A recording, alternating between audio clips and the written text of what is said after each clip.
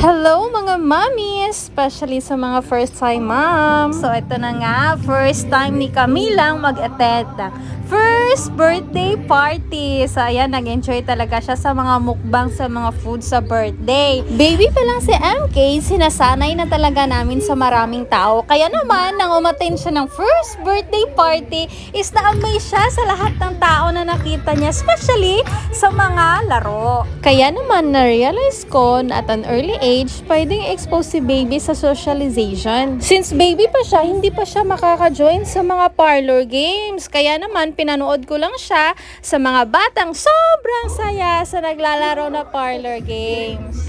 Kaya nako, napagod yata si MK sa kakapanood. Kaya ito, nice plak na. At least naman, makasocialize kami at hindi lang kami nasa bahay palagi.